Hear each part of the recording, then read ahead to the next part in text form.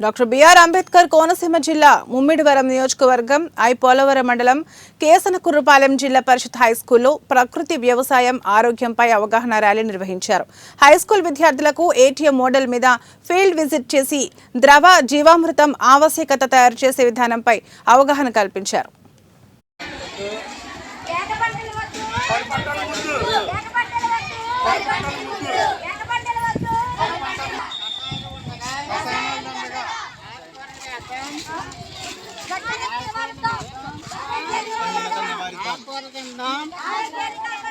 రసాయనాలు ఉండగా